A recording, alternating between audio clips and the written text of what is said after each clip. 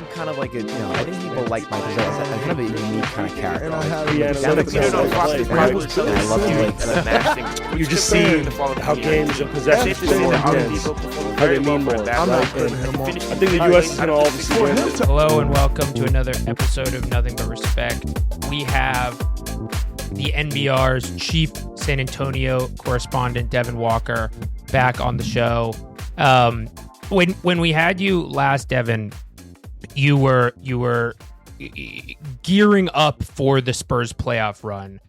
Yeah. It is full underway. Spurs mania, at least outside of the city of New York, is at an all-time high. How has it been rooting for this team? You guys vanquished the unethical Instagram comment section, Oklahoma City Thunder. What's it been like? I mean, it's been incredible. We've surpassed any dreams that I had for this season. Not gonna hold you. I was like, all right, we haven't made the playoffs in like 7 or 8 years, something like that.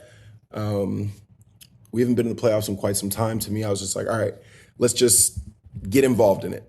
Maybe we're 7th seed this year, fight hard. Maybe we get knocked out in the first round. Maybe we make it to the second round. Those were my highest aspirations. Second round was the highest aspirations I had for this year. I was like, the team's all young. They're all like kids. They're all still college age still.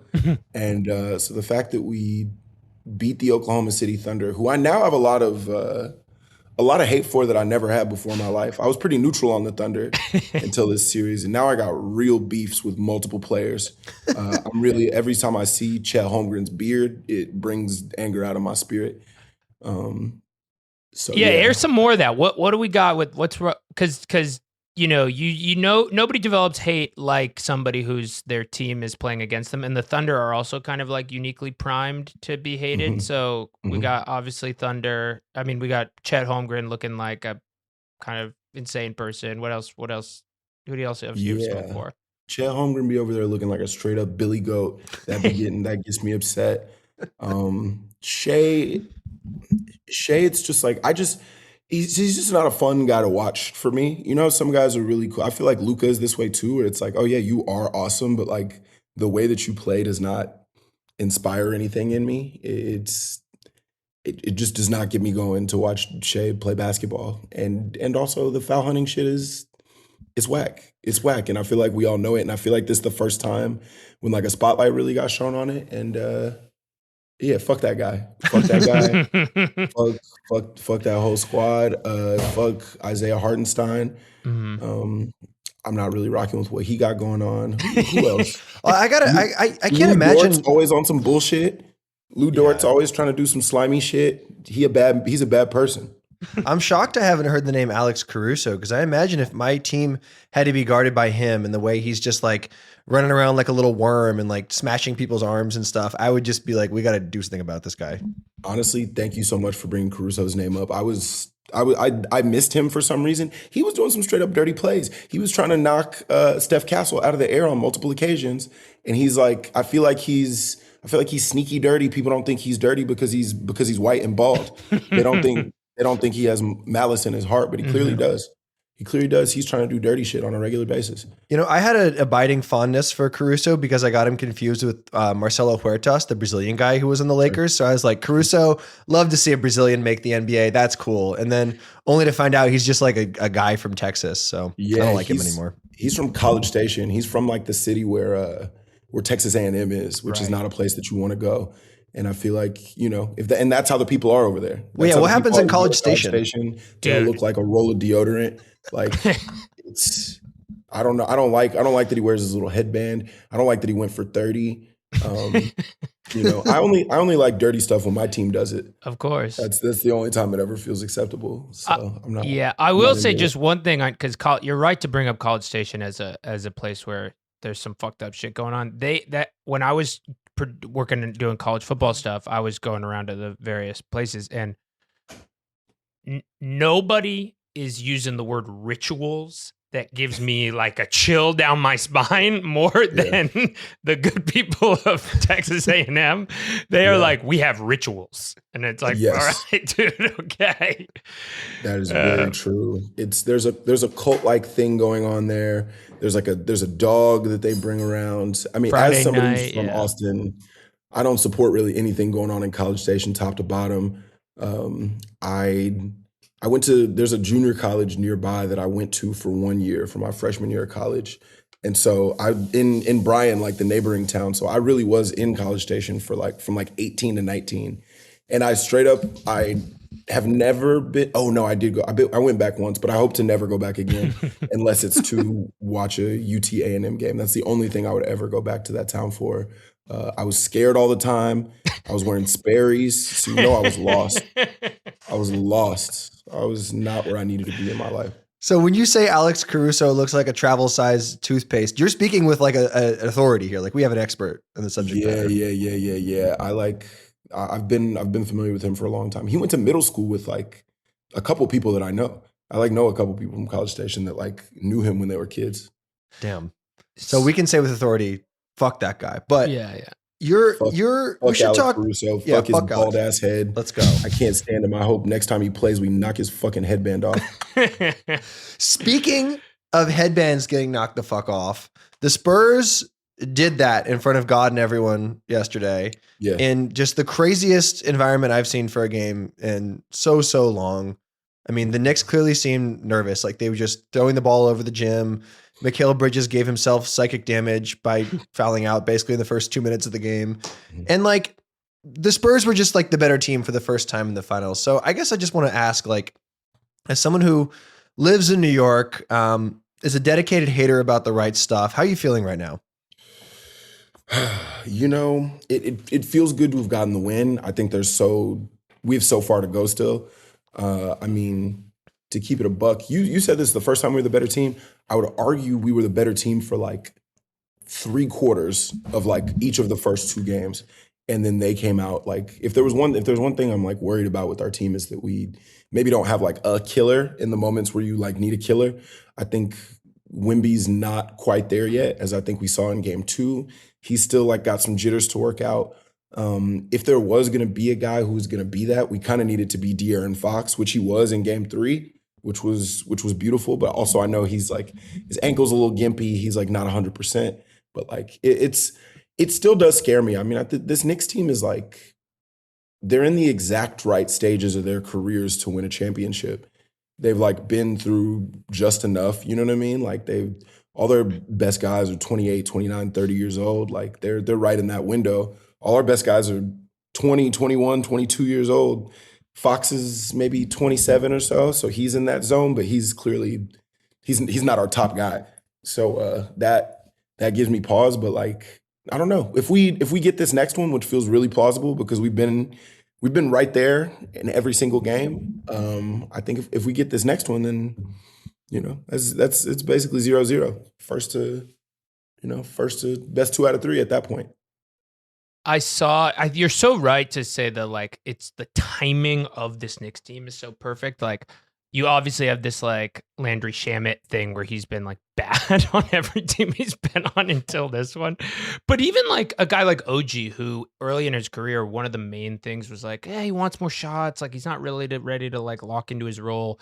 And on this team, I've just been seeing like he clearly has decided like what's best for me is to like, no kind of monk jokes aside, like become like a monastic basketball player where like all I do is like stare a 10,000-mile stare and hit corner threes. And like you 23-year-old OG even would just not have been able to like lock in like that. So you're right that everything's I think clicking for the Knicks age-wise at the right time. I mean, OG's been awesome in these playoffs. And maybe that's what bothers me about this Knicks team even more so is like I don't hate this Knicks team. And if they would have ended up playing the Thunder, I would have been rooting for this Knicks team. Like Brunson's a real killer. I really like OG a lot. Who else? Mitchell Robinson. Mitchell Robinson's a Trump supporter, just much like James Dolan. So yes. Knicks fans, why don't you go ahead and sit with that? You can see the type of people that y'all are supporting. Oh, there were some shameful people at Madison Square Garden last night. It's a nasty. They have a shameful owner. They got some nasty stuff going on. And the fact that I said that means that I probably am on some watch list. They're probably capturing that. That probably their intricate surveillance system is probably listening right now. And the next time I try to go to a Knicks game, I'm probably getting put in a trash can or something like that. 'Cause that's the way that they move. We not like that in San Antonio. You can come by at any point. You can say whatever because we believe in democracy in San Antonio. Y'all got some kind of like technocratic authoritarian situation going on. We not on that. And Mitchell Robinson's trucks is all ugly. His trucks are all ugly. I've seen his big ass trucks. They suck. I'm from Texas too. I done seen some big ridiculous trucks. There's a way to make it look good, and he's not doing that. He's not doing it. No. And also, he broke his hand stepping into or out of one of those big ass trucks, I think. Oh, it was because that was an interesting thing because they said he broke his hand, but like nobody, like it wasn't basketball related. And they won't answer questions how, which guarantees it was some stupid shit. Like, he wasn't doing anything he should have been doing. Yeah. Good luck shooting them free throws now, bitch. I do. Yeah, I got animosity towards Mitchell Robinson. But a lot of these other guys I actually do like. I don't like Landry Shamet. I've got every time they put the camera on his face, it brings out anger in me for sure. Is it because he's ugly? Probably. It doesn't help. It never doesn't help. Being ugly doesn't help in truly any situation. And I think basketball hatred, that's going to bring out some, you know what I'm saying? Like imagine if Tony Snell was handsome, he wouldn't have been the subject of that many rap lyrics. It's really true. You see that with Castle because everyone's like, listen, this guy's hot. So like he can do whatever he wants. Like you just get your ass to the rim, young man. We're supporting you. Castle's got a real anger about the way he plays. You can tell he's got it in his spirit to swing on somebody. And I feel like he's getting knocked out of the air a lot of times. And you can tell he sits on the ground for like an extra 2 or 3 seconds. And he's like, I could swing on this motherfucker right now. I could punch this man in the back of his head and really give him what he deserves. But you can tell that his other teammates know that he has it in him too. He got a screw loose. Him and Wemby got a screw or two loose because you can tell every time Castle gets knocked down, he has to like stare ahead and like Dylan Harper. Do you see when Dylan Harper had to like come grab him? Yeah. He's like, hey man, don't do it. Don't do it. I know what you want to do, but like it's not the time. So you could tell Castle a little crazy. Castle. He's got the feeling that like sometime in his AAU career, he lost a game and just didn't talk for 36 hours. Like it was like he was just on mute for the next 36 hours till he was ready. Totally. Devon, you have been behind enemy lines as a Spurs fan. What New York is on fire. There's every bar. I felt bad for you from afar because I saw, and listen, I'm a journalist. This is what I'm supposed to do. I saw you comment on the Doris Instagram account, happy that they're doing a watch show, and I just was like, damn, dude, they're doing watch parties at Hinge bars. That's what the San Antonio Spurs fans have to do. They're ripping Palo Santo and watching. And you know what, games. Doris, I used to live directly across the street from Doris. I've been there 1,000 times. I did pull up for the watch party. I thought it was going to be maybe 40 people in there tops, bro. That shit was packed to the gills. I have no idea where all these Spurs fans came from. I've never met them in New York City. I've been trying to look for Spurs bars the entire time I've lived there, and every single time I've looked, I've been like, oh, there's nothing there. I will say, for all the nice times that I've had at Doris, I've been on many a date there. The watch party was not set up well. I'll say that. We got some work to do. For whatever reason, they projected it inside instead of outside on that big wall, which would have made so much more sense. And you couldn't really walk around or get a drink or anything. So I actually ended up leaving and watching it at an empty Nigerian restaurant across the street. I know the one. Yeah, I went to that Nigerian restaurant. The service wasn't speedy, but it was cheery. Their hearts were clearly in the right place. Harry, can you put Doris in SF context for me? Like, is this like a natural wine style, like tiny tables, go on your third Hinge date here? Like, what's so funny about the particularities of Doris here?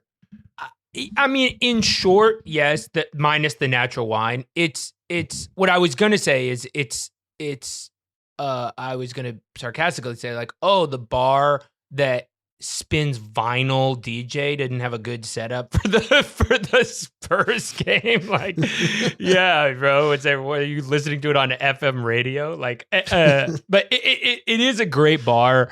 It's a great bar. Yeah. No shots at Doris. I just was like, it would be like watching it at like, let me put it this way: the infatuation rating on Doris definitely goes crazy. Yeah. Okay. Yeah. It is a good spot, but yes, you're 1,000% right. They'd never had a TV in there before. There'd never been a TV. They like pulled a projector out from somewhere to put this game on, and yeah, there absolutely is vinyl playing on a lot of nights, and they're never playing identifiable songs. No, I'll say that. You're never playing a song where you're just like, oh, cool, Sade. No, it's not that at all. It is they're playing an artist and a song that does not ring a bell on any level. Yeah, that looks like a lot like the guys playing the music. It's like, yeah, for sure. Okay. There's some synergy there. Have you developed? What has it been like seeing New York? You know, you have a unique perspective as somebody who's like quietly kind of hating on it. What's been going on with the New York psychosis? You know, there's like 7,000 side talk videos every 25 minutes. Like, what's going on? Yeah, you know, it's messed up because I've been gone for most of the playoffs. I was in town for game 1, but yeah, games 2 through 5 I'm gonna be gone for. I watched game 2. I was at a bachelor party in Puerto Rico. I was in San Juan, fully at the club. Like it was a bar that was empty when I got there, and then after the first quarter, they turned the volume up to like 11 and like cleared it out to make a dance floor. There's literally like tourists like popping pussy like on the handstand, like directly behind me, and I'm over here clapping like, you gotta make that pass. You gotta make that pass. You can't, like, truly, I like a psychopath. Like, so like I watched game 1 in New York, game 2 like that. Game 3, right now I'm in the Florida Keys. Game 4, I'm also going to be in the Keys because that's tomorrow. Game 5, I'm going to in San Antonio. Oh, nice. Let's go. I bought a ticket with I got a couple Knicks fans homies who live in Texas. And so we, you know, went ahead and, because there's no world in which I ever could have afforded to go in New York.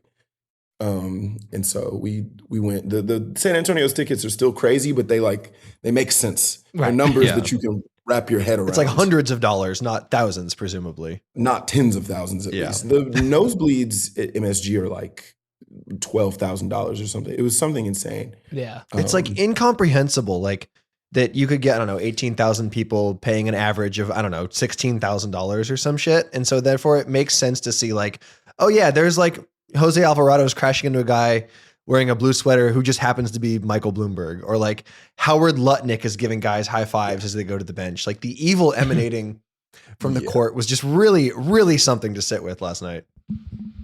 Yeah, Mr. Handy, Robert Kraft is over there. Dude. In the, you know, and which also feels like sacrilegious. Like that's the enemy.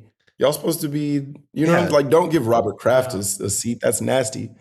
There's a real kind of macro class consciousness, you know, thing you can superimpose onto the Robert Kraft thing. It's like, of course, it's like he cares more about James Dolan than he cares about Boston.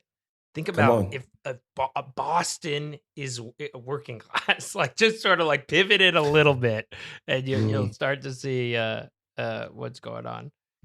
But all that to say, I've not really been in the city, unfortunately. But honestly, that might be for the best because I've been talking real shit on the internet, and it's the Knicks fans. It's like, chill the fuck out, guys. It's basketball, but it's like, and I love basketball, but it's like, literally my homie Carmen Christopher, shout out the homie, literally texts me. He goes, bro, you can't be wearing Spurs shit when you get back to the city. They gonna beat your ass. And they will. They will. Like, I'm really like, I'll walk around with the jersey, but it's like, I'm not wearing it because these fans are psychopaths.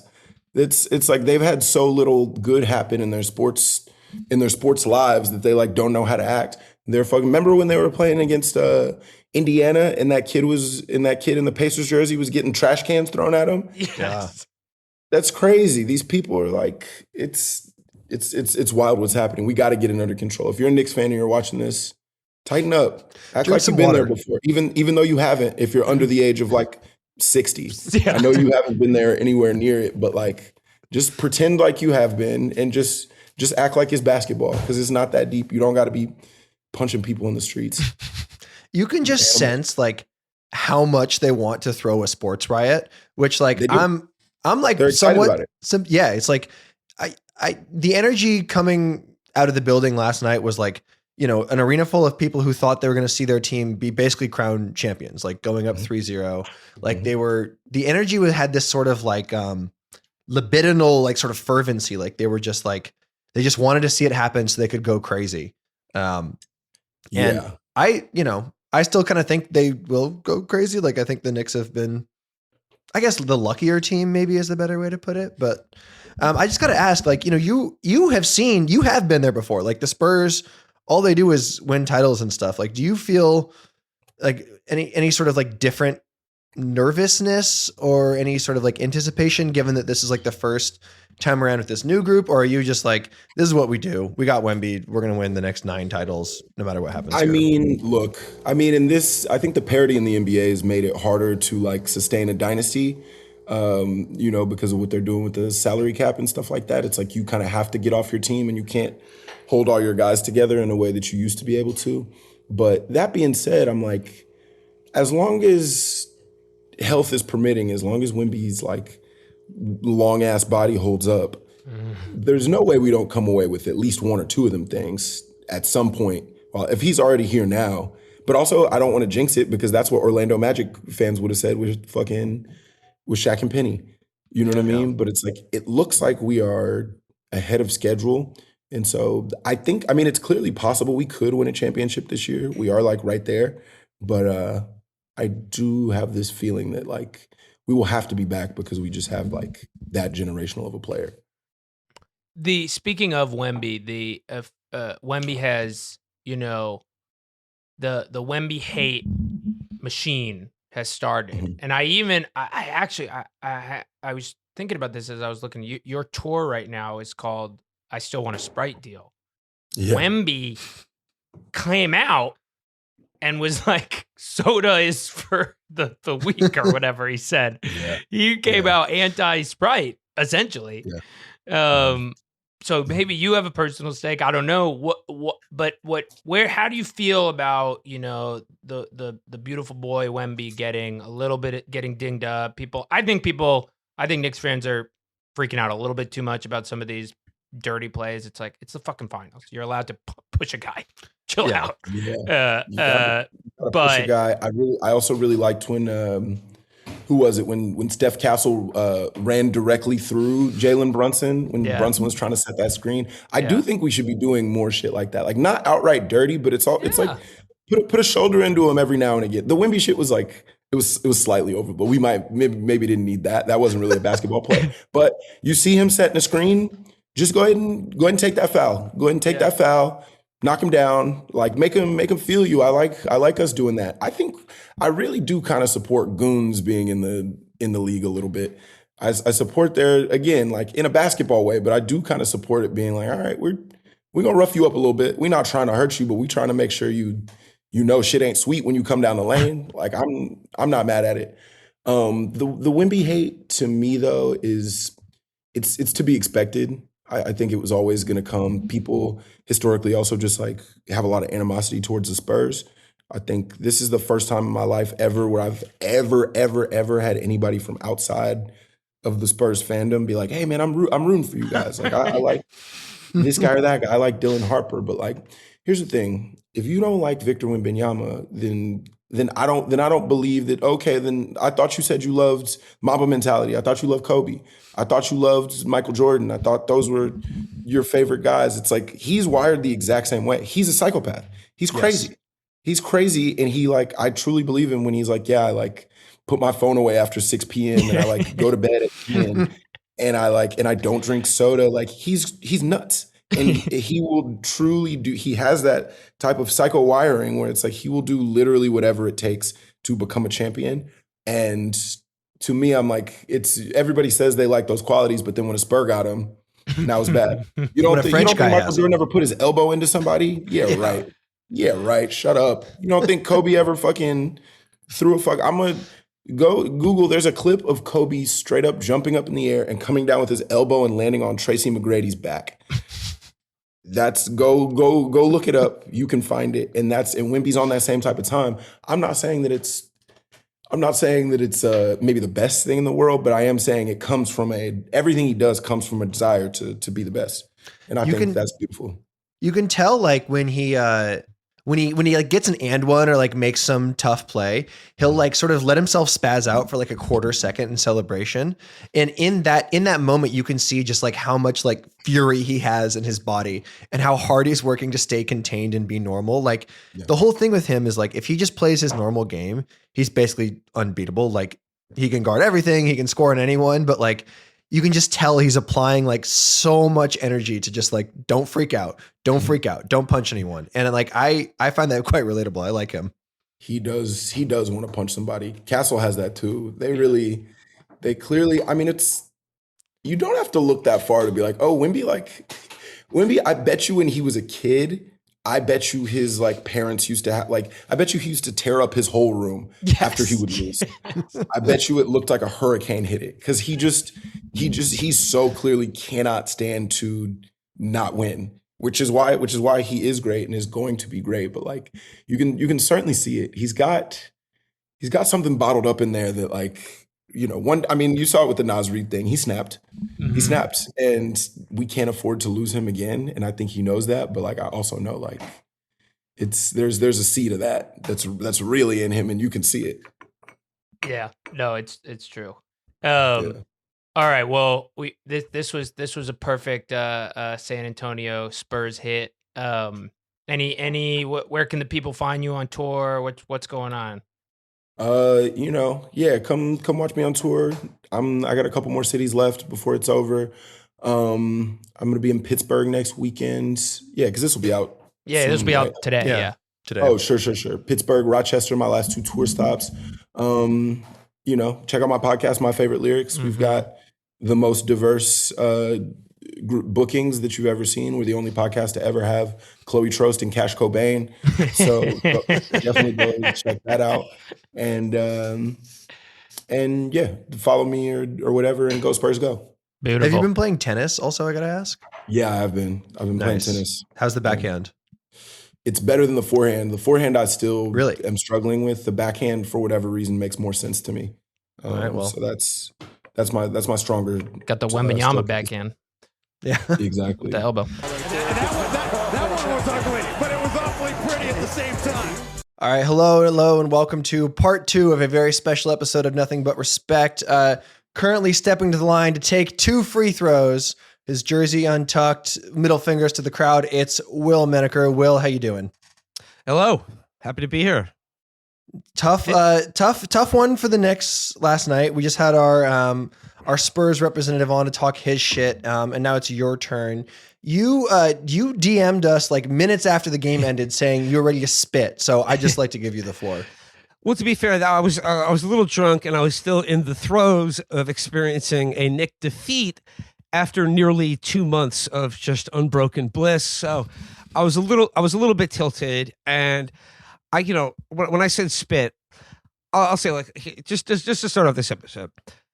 One thing I'm not going to do is complain about the officiating because I've seen a lot of people doing that. I've seen a lot of Knicks fans doing that. It's understandable, but that's weakness. As I said, I think it was pretty clear to everyone watching the game that the Adam Silver Crooked Zebras protocols were activated last night. And I will say, the only thing I'll say about it is that the flagrant foul call on Brunson was one of the most absurd things I've ever seen in an NBA game. Because they reviewed that. Everyone saw it. And that wasn't even a foul. So I don't know what was going on with that. But the Zebras were not the reason the Knicks lost the game last night. They didn't play well enough. The Spurs played better. And Patrick Carey, leading up to this game 3, I was more nervous than any game, than game 1 or 2. Because I was like, if we leave San Antonio with a split, we'll be in great position. We'll be in we'll be doing great. Like, couldn't ask for anything more. But coming back to the Garden for the first NBA Finals home game in like 30 plus years, up 2-0, I was so nervous, and I just had a bad feeling.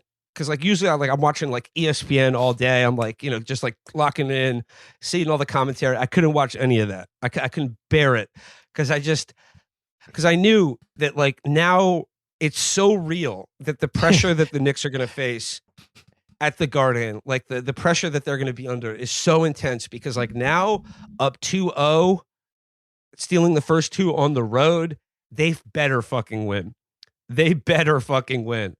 So I had a bad feeling, and like I say, the Spurs played better last night. Knicks are still in a very good position. You can't be losing it if you're a Knicks fan. But I will say the Knicks. We all know why the Knicks lost last night, and this is what I want to spit about. The Knicks lost because of fucking President pedophile Hitler. And I don't want to be. I know this is a sports show. I'm not trying to get political.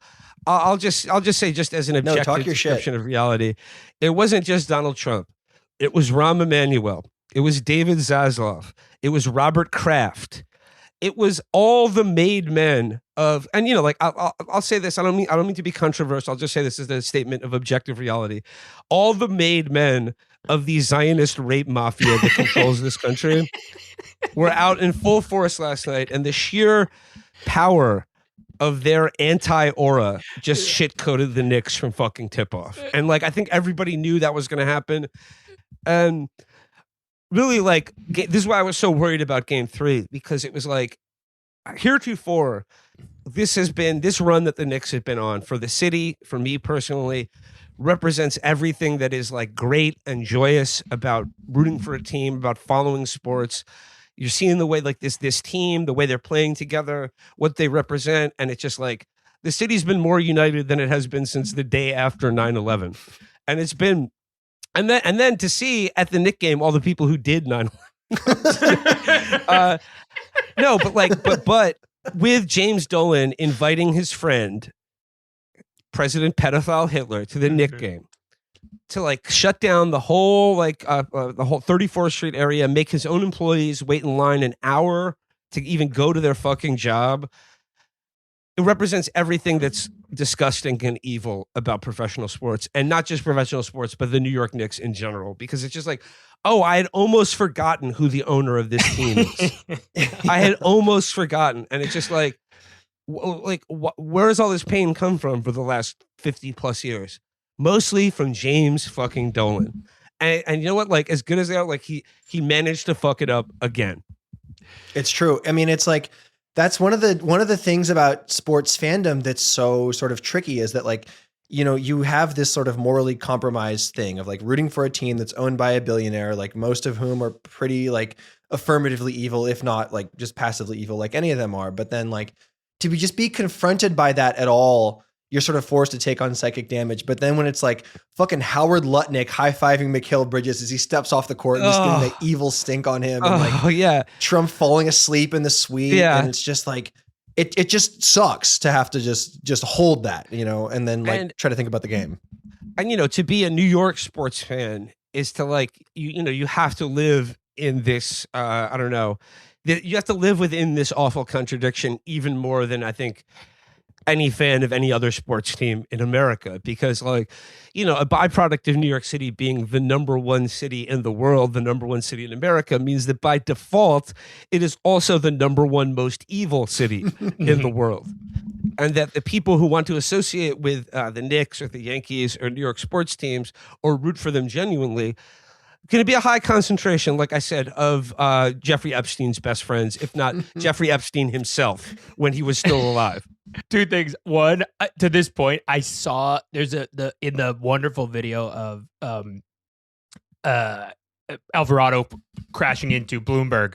I saw a right wing conspiracy quack being if you slow down the video, you can see Bloomberg's mask falls off, sort of insinuating that he's wearing a skin mask. And I was like, well, let me see. I mean, did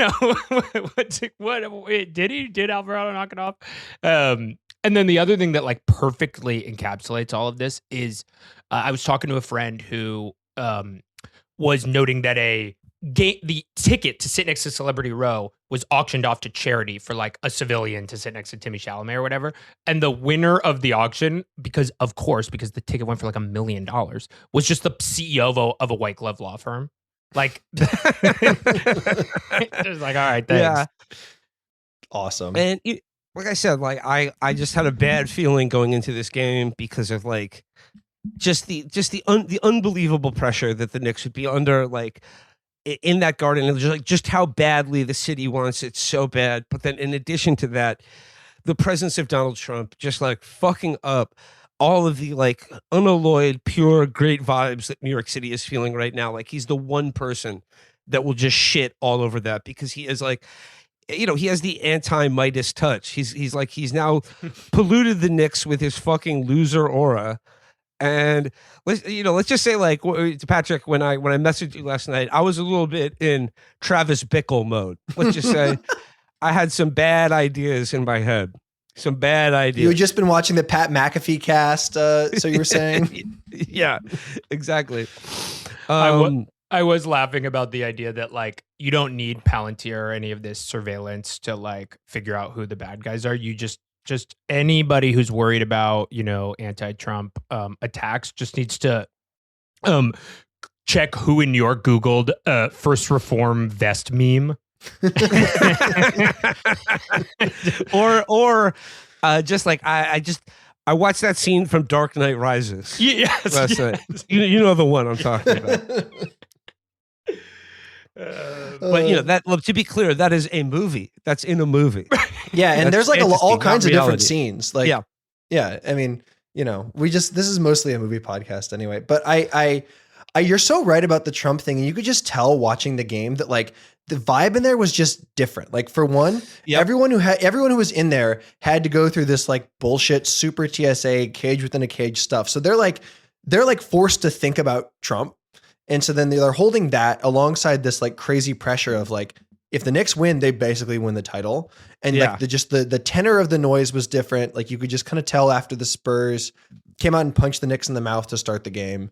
Like they had those just two insane turnovers. It just really, you know, people have talked about, the Knicks, like their energy was way too high to start the game. Like, and it was like, I could tell that they're like they needed to settle in. And, you know, we had a lead going into halftime. And, you know, like I was feeling pretty good about that. But, you know, the other thing is like in the first two games, like for whatever reason, like Wemby has not been good. And the fact that he opened this game 4 for 4, 1 block, I was like, okay, like I can, this game is going to be a lot tougher than you like, look, everyone is expecting it to be tough. But like I said, that's what kind of confirmed my unease going into this game. Yeah. I do want to talk about Wemby because as I'm just sort of curious, as someone whose team has been on the other side of the bracket, how did you feel about Wemby sort of leading into this series, and how has that changed at all? Because I imagine it's like watching, you know, a monster off on the horizon stomp through like various other cities and thinking like, wow, it's like kind of cool. Like, you know, it's amazing what Godzilla's doing over there with like land reform in Atlanta. And then all of a sudden it becomes your problem and you're like, fuck this guy. Like, I don't know. Where are you at? I love it when he's destroying Tokyo. You know? Well, I mean, like, because of the fact that like he was, by his standards, in the first two games looked like not that great. I've mostly been, you know, I don't know, kind of at peace with it, but as always, last night was the first time I genuinely started to hate players on the Spurs. You know, and this is someone who like I've pretty much watched all their games, you know, on their run to the finals, and you know, for the most part, I think the Spurs are a really interesting team. I like watching them, and I like their players a lot. You know, until last night, I was like, you know, Stephon Castle, Derek. I was like, God, this Derek Harper kid, like, how the fuck is he so good? He's a rookie. And then last night, I'm like, keep him. If he drives to the basket, like it's over. Like he is so good going to the basket. It's crazy. I don't think I've ever like. I keep having to stop myself from just thinking about him in terms of like that he's a rookie, because his like sort of finishing around the cup, especially for a lefty, is like maybe as good as anyone in the NBA straight up. It's so I feel like crazy. half of the Spurs can't even legally drink. It's crazy. Like, it's crazy. Yeah, they Yeah, went I to. mean, like, do you have hate in your heart for these children? Like, who, like, talk your shit. Like, who's pissing you off in particular? I mean, like, I hate in my heart. Like, this is just respect for how good they are. You know, like, I mean, like, they're incredibly impressive, and this team is like, I mean, you know, like, as you said, like, if this is why I was so fucking nervous, because if we won this game, it is for all intents and purposes, the finals are over. It's in the bag. But like, Spurs, just all they needed to do was win that one game, and they are right back in this series. Yeah. They are right back in it, and the Knicks better fucking win on Wednesday. Yeah, you know, like, know. and going back to San Antonio, tied 2-2 with Game 5 in San Antonio, the series like that will shift. Like everything changed last night. And like I said, like if you're a Knicks fan, hold fast. 2-1, still in a very good position to win this series. But I gotta say, like, you know, now the doubt creeps in, and like I'm holding all of these thoughts, I'm holding all of these feelings together at the same time. I can't fully conclusively say like I'm not worried at all. We got this in the bag, but I'm trying not to like freak out either. I will say though, dare not even speak it, but like as I mentioned, because of Donald Trump, at least if this turns into a disaster, we will know who to blame, and like we can point at the culprit for this, and that he will ultimately, you know, be remembered for the guy who fucked up the most glorious Knicks run to the finals maybe ever. I was laughing. Like there was a moment in the game last night where the game was like in the balance of either being the Donald Trump game or the Jordan Clarkson game. Like if Jordan Clarkson had hit like 2 or 3 more shots, it would have been like, yeah, remember when Jordan Clarkson went like nuclear?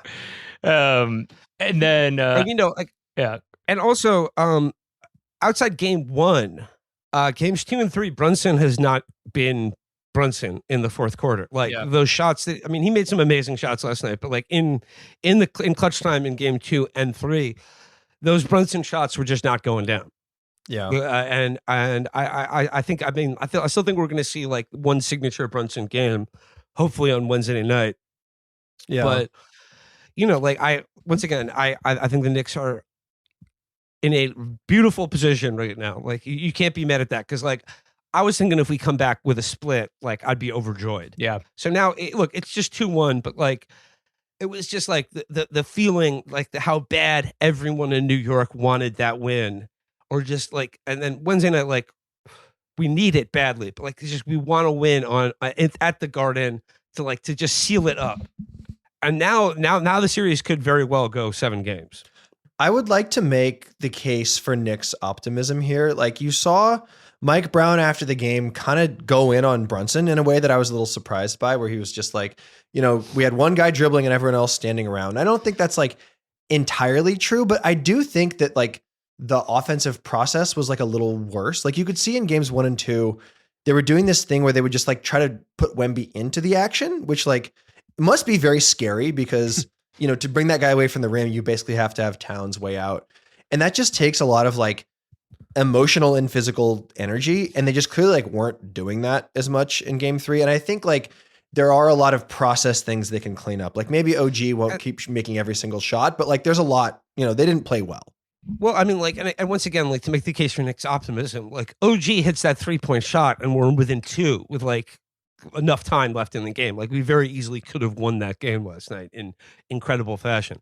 So look, I'm still optimistic, but like, as you said about like, what's it been like watching Wemby, like this guy who is now like solidifying his position as like the face of the league, the future like greatest player in the NBA, maybe with the potential to be one of, if not the greatest player of all time, and seeing like what he did in the Western Conference versus what he's like against the Knicks. So far, it's been a relief. Like I've been waiting. Yeah. I've been like, for when's Wemby going to have a game where he just goes off? And every time Wemby shoots a 3-point shot, even if it goes in, I'm like, he's done us a favor. Because anything to keep him away from the basket. Because like what I saw him do to the Spurs, what I saw him do to the Thunder, what I saw him do to the Blazers, like at every step of this playoffs, like when he catches the ball near the basket, it's going in. And like those alley-oops, like or him driving to the basket, like it looks unstoppable. And so far in this series, I haven't seen as much of that as I was fearing. So anytime Wemby takes an outside shot, even if it goes in, I'm like, I'll accept it. Like it better him taking the shot and it go in than him driving to the basket. And I've seen a couple times last night and in the first 2 games where like he's driven to the basket, and I think it's probably because of Cat and Mitch Robinson are playing him really, really well. And he has sort of pulled back or passed at the last second rather than go all the way to the hoop. No, Yeah, Wemby, go ahead, Patrick. Terry. I was going to say one of the Wemby is one of the few players like at the superstar level where I genuinely feel like I see his like juice turbo bar above his head while he's playing. and there's like this, he at full, we see it in the first 6 minutes of the game last night. Wemby going all till every time I take the ball, I'm driving 4 steps, I'm bumping, I'm turning around, I'm trying to get to the basket. Like that is basically unstoppable. But the only thing that stops it is like he can't do it for 48 minutes because it's so taxing and he gets hit so much that he has to mix in these periods of the game where he is floating around. So it's one of the few times where I do feel like he's competing against himself out there in a weird sense. Yeah, I was going to say something similar. It's like they're in this kind of impossible position where Wemby basically has to play 40 minutes a night, which is like not something he's done with any consistency until the last like 2 weeks or so. And they had that, hard Wolves series, that war against the Thunder. And he's like, you can tell like the frustration, he showed when he pushed Brunson in the back of the head and just his general like, unwillingness, like you said, to just really get in there and fight. It's like at some point he's going to run out of gas. And the question is like, is that going to happen at the point when like a hypothetical game 9 would have been, or is that going to happen tomorrow? Right. Yeah. Patrick, I wanted to ask you about De'Aaron Fox, because he has been in the watch party last night. A lot of the kind of people, the conversation was like, do the Spurs need to pull Fox? Are we happy every time Fox shoots? Or, oh crap, Fox just won Not last the night. game. Well, it's this weird thing where last night he won them the game, but he was also 0 for 5 from 3 and like passed up a few. And so he's been this kind of mercurial force in the game. So as the kind of Fox whisperer of the podcast, what are you seeing? It's very funny because when Fox was at his best in Sacramento, what he was doing was just he was getting to the rack constantly, and he was eating on a diet of like wide open like 10-footers because his speed, you have to be so terrified of his speed that like you just have to back off him until he gets a floater for free, basically. And like what made him good in that All NBA season, sort of the Beam era, was like, tuning up his shot, getting the mid range going, not being afraid from 3. What we're seeing in San Antonio is that he's at his best when he's like the opposite of that player. Like the stuff he's good at is being the unk, is like he's an adult who knows how to like organize the offense. He had 8 assists last night, and the stuff, it's like he's good at that sort of just belt and suspender stuff. Like he can dribble the ball past half court really quickly, or like if he gets the ball, he'll swing it really quickly to the corner. And it's like, you watch these games and he'll shoot, 2 for 11, or like, what is he, like 4 for 14 last night or something. And you think like, this is kind of ass. It's like not going well. And then weirdly, he'll always have, a good plus minus. And the way I see that is basically like, if he shoots well, that's like such a huge, huge bonus for the Knicks because he can get that shot whenever he wants, especially when Wemby's on the court. And so I do think that Johnson should be more aggressive with Harper, because I think Harper's been basically straight up better than Fox. But like you run into a problem when Harper and Castle are the only 2 ball handlers, because like Will said, like they'll turn it over. These are children. Yeah. And like if OG and Bridges are playing well, like the Knicks they aren't like thundery as far as like ball hawks, but both of those guys are huge and they can just kind of, I think OG had a couple chase down blocks last night. Like their size is really going to be a problem for them. And Fox is the only guy who can like reliably unzip that defense, especially if, the Knicks play with 1 big who's always on Wemby. So I think Fox, go ahead. No, I was going to say, speaking of Mikal Bridges, I would like to claim credit because the last time I was on your guys' show before the playoffs even started, I said, as a Knicks fan, I'm not stressing about the 5 picks that we gave up for Mikal Bridges because I remember what he did against the Celtics last year in the playoffs. And yeah, people were ready to crucify him going into this playoffs and like after the the early Atlanta games. But like he's been worth every fucking penny and every fucking pick for the Knicks in the finals, in the playoffs leading up to it. I feel vindicated, and holding back, I said, chill out on the Mikal Bridges hit. I remember what he did in the playoffs last year. That's why we got him, and he has come through once again. Yeah, No, there was that stretch in game 2, and this is He just basically didn't miss. Yes, and they were running this fuck ass lineup with like Alvarado, Deuce McBride, like it was no Cat, no Brunson, and Wemby was on the court, and just Bridges turned into Michael Jordan for like 4.5 minutes, and Yeah, that gave them the big lead that they eventually blew because they played CTE offense, but still like that was the stretch that won them the game. So I totally agree with you. I want to ask like, how are you feeling about the Mitchell Robinson experience? Because it's something you see in the playoffs is that basically any sort of sharp edges or weak points in a team's makeup get sanded off and ruthlessly exposed. And Robinson, Trump guy, broke his hand doing something stupid, can't make a fucking free throw to save his life, yet can totally stop Wemby, is this like very, very weird crag sticking off of the Knicks. So I don't know, how do you feel when he checks in the game? Are you freaking out or are you happy? No, I'm positive. Nice. I love Mitchell Robinson. I mean, like last year in the playoffs, I thought he was kind of our MVP. I think like what he can do in terms of rebounding, like his offensive rebounding, I'll take the hack and Mitch because look, he did make 2 free throws the other day. Yeah. I'll take it. But yeah, like he is a vulnerability when they can put him at the line, which they'll do egregiously. I'll take Mitchell Robinson because I think he can defend Wemby and he can get those boards and he can get those second attempts on offense. And like that's a thing that the Spurs did really well last night, taking away from the Knicks.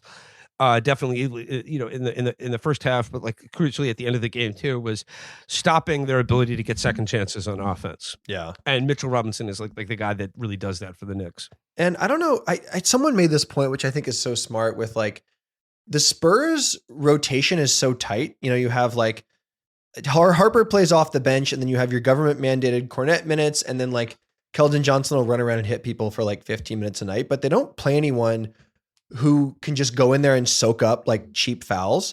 And so if you're playing Hack-a-Mitch and you can just get like 4 or 5 extra fouls spread throughout the team, and then Brunson can take advantage of those and get to the line. Like I actually do like sort of like Brown has done this. He's like baited teams into hacking. Yeah. And then once they get in the penalty, you'll just yank him. And like, Yeah. I think the Spurs did Hacka in like game 1 and basically stopped. But like, I do sort of like the chess match of like sort of tricking a team into falling into your own trap here.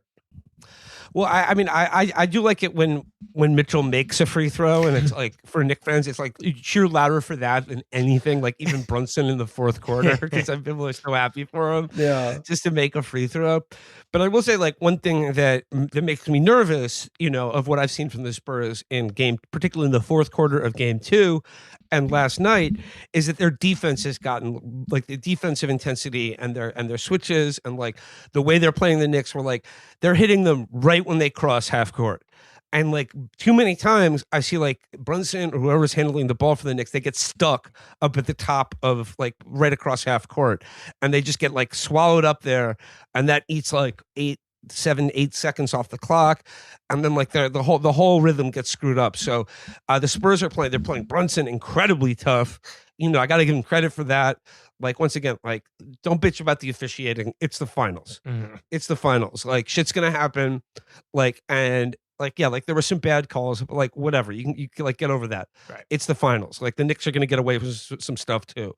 But like yeah, like one thing that over the last 2 games, I've seen the Spurs have an ability to really get the Knicks out of their offensive rhythm, and then they go through these long stretches where they can't buy a basket. And I think it's because like I said, I see them get stuck at the top of the court, like right when they cross midcourt. Yeah, I really to that point, I think Mike Brown, again, more Sacramento bias, has coached an amazing series. Like the stuff where Brunson doesn't have a backup, he has backups. Like they'll play Alvarado and Clarkson or Deuce at the same time. Like, and those lineups I think work because you just get extra ball handling on the court. And like to sort of my previous point about how the finals are different, something I like is that the ability to dribble the ball past half court without tripping over your own dick is like an incredibly important thing in a way that like that just doesn't matter in December. Yeah, no, yeah. Like no one's trying to pick up defense that early in the regular season. There were two before we get you out of here. I had a few things I wanted to get your take on. One, we touched on it, but I think it's worth this group talking a little bit more. It is absolutely shameful that Robert Kraft went to the game. It is just as forget the politics, just the bowing the knee as a Boston sports owner to go to the Garden is just ridiculous. Grotesque. So I just wanted to, if you had any, as a chief Boston hater. Well, yeah, I mean, like I said, at the top of me coming on the show, I didn't say it was just Donald Trump. Last night. It was his whole crew. Yeah, like I said, like the Epstein boys, the rape mafia in the house. It was their unbelievable, their wretched aura. Like they've just like I said, like just like the way these billionaires, the way people like Trump will just like. It's not enough to just be president of the United States. It's not enough to get away with every crime you've ever done. It's just like you gotta shit coat. You gotta like just steal the aura of like anything positive and good for yourself. And like that's the way these guys are. And Robert Kraft, showing out for the Knicks, showing out for the fucking Knicks. Like get out of the building. I will say one comment I made last night was that like out of everyone, like the celebs in attendance, Derek Jeter was sitting next to Eli Manning at that game last night. And that was the message was being sent from like the New York City, the guys with the rings to just say, the world is yours. Like now is the time. You do it. Do it. Like we're like got Eli and Jeter sitting next to each other. They've done it for New York. Now it's the Knicks' turn. Now you got to do it. Yeah. I liked seeing Safdie sitting next to Timmy. Oh yeah, next to Chalamet. That was a nice moment. That's like that's how you know the public watched Marty Supreme enough. If they're successful enough that Safdie can go sit courtside. And also just as bad as Robert Kraft, Rahm Emanuel was at courtside. Rahm Emanuel, Mr. Chicago, was at courtside. Like get the fuck out of our building. Yeah, I know. Yeah, it's like what I see in the Kraft thing and the Emanuel thing is that like allegiance to Trump and by proxy to like Israel and all the other bad shit he likes transcends sort of American sports coherence, because they don't care about it in the same way that their fans do. Right. It's just like Trump is their boy, and like they want to bask in his favor and reflected glory. Like I said, James Dolan sitting next to him as his ass is asleep. Yeah. Asleep in the third quarter, just fucking nodding out after he made that experience impossible for everyone who actually was there to see the game. And not to mention, like I said, all of the staff of MSG too. Like that's how much fucking Dolan cares about the people who works for him when he's not making them come to his like JD and the Straight Shot concerts. No, if any taxpayer dollars went to building your stadium, that is the only stadium you should be allowed in. Like you shouldn't be able to just go to another stadium if like, some guy in Dorchester paid for the Patriots one. Yeah. And and this is like also coming on the heels of like, Pablo Torre reporting on like the insane, like Mossad level surveillance that they have at the Garden to like, not just like deny entry to anyone who's ever said anything bad about James Dolan or been involved in a lawsuit against him. But like that thing where they were like tracking that trans woman, like at the Garden, like who was just there as a fan.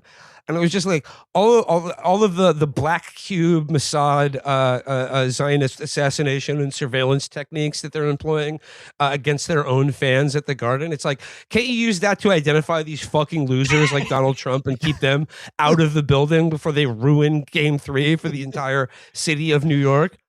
Yeah. Maybe by having just that concentration of evil and having Dolan just overplay his hand, and so maybe the evil's been cleansed. Like, right. I really do think it's going to feel a lot better. It's going to feel a lot more normal in there for Game 4. Like, I think that's another reason. I know. Like Trump's not going back. They already said. Like I said, I had the bad feeling going into Game 3. I was like, but I feel much more relaxed about going into game 4, even though they better fucking win it.